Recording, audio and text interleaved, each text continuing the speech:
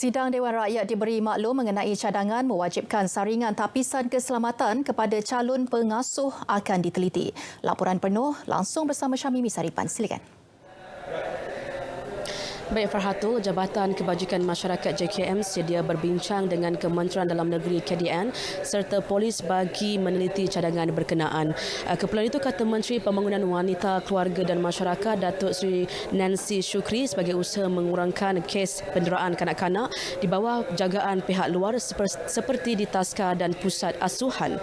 Ketika memberi jawapan pada waktu pertanyaan Menteri, beliau turut menjelaskan calon juga bakal menjalani ujian psikometrik bagi mengukur tahap kesihatan mental dan kecenderungan minat kerjaya bagi memastikan mereka sesuai untuk mengendalikan kanak-kanak.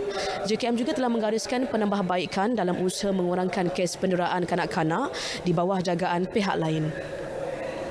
Peraturan dan garis panduan pemasangan CCTV di Taska.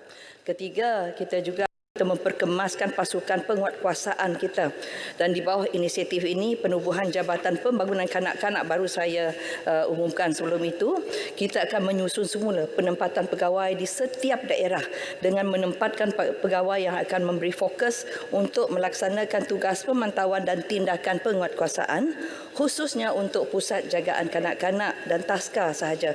Ini akan dimulakan di 43 daerah yang dikenal pasti sebagai kawasan berisiko, dan kita akan laksanakannya pada tahun ini juga.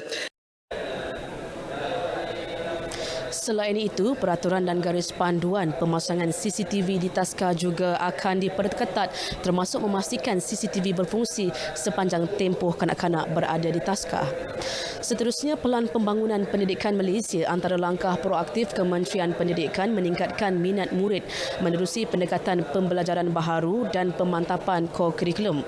Inisiatif berjaya meningkatkan enrolment murid dalam aliran sains, teknologi, matematik dan kejuruteraan STEM daripada 40.95% pada 2021 kepada 45.73% pada Ogos lepas.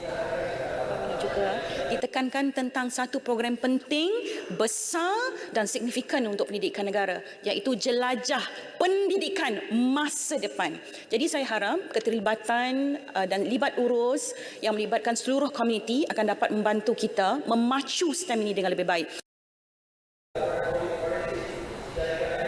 Jawatan Kuasa STEM merupakan platform perbincangan isu-isu kritikal yang memerlukan keputusan dan penyelesaian segera bagi mencapai matlamat pendidikan STEM.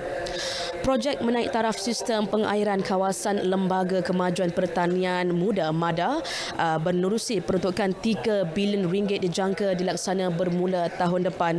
Menteri Pertanian dan Keterjaminan Makanan Datuk Seri Muhammad Sabu menjelaskan peruntukan meliputi kerja-kerja menaik taraf infrastruktur pengairan bagi meningkatkan pengeluaran padi, sekaligus menjayakan sasaran penanaman padi 5 musim dalam tempoh 2 tahun dan meningkatkan kadar sara diri SSR beras padi. Betul. Untuk maklumat, projek ini akan dilaksanakan berkonsepkan kerjasama awam swasta di mana pembangunan dan penyelenggaraan infrastruktur penanaman padi di kawasan muda ini akan dibiayai sepenuhnya terlebih dahulu oleh pihak swasta. Pembedaannya sedang berjalan sekarang, yang akan dibayar semula oleh kerajaan kepada syarikat terlibat selepas projek siap. Sehingga 30 September 2023, pelaksanaan inisiatif ini sedang dalam peringkat penilaian perolehan melalui kaedah request for proposal yang diuruskan bersama di antara unit kerjasama awam swasta. Jabatan Perdana Menteri, MOF, Kementerian Keuangan, Kementerian Pertanian dan Keterjaminan Makanan, MADA dan jabatan-jabatan lain yang berkaitan. Yang berhormat, Perkembangan selanjutnya, sistem permit import AP kenderaan bermotor perlu dikekalkan bagi memastikan keutamaan kepada industri tempatan dan pembangunan industri automotif yang inklusif seiring Dasar Automotif Nasional 2020. Ketetapan itu bagi mengekang lambakan kenderaan import sepenuhnya CBU termasuk kenderaan elektrik EV yang tidak mematuhi piawaian keselamatan dan berbahaya kepada pengguna jalan raya. Mansuhan AP boleh mendorong kepada pengimportan atau lambakan kenderaan CBU yang tidak mematuhi piawaian teknikal dan membahayakan pengguna kenderaan di jalan raya, dan mekanisme AP adalah bertujuan untuk membangunkan industri otomotif secara inklusif yang merangkumi agenda meningkatkan pelibatan usahawan Bumiputera dalam rantaian bekalan industri otomotif.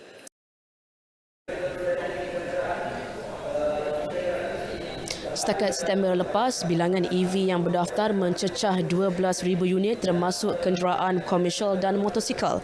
Seperti mana yang diumumkan dalam Belanjawan 2023, pengecualian sepenuhnya duty import dan duty exercise disediakan terpakai untuk semua jenis EV termasuk kenderaan komersial dan motosikal elektrik.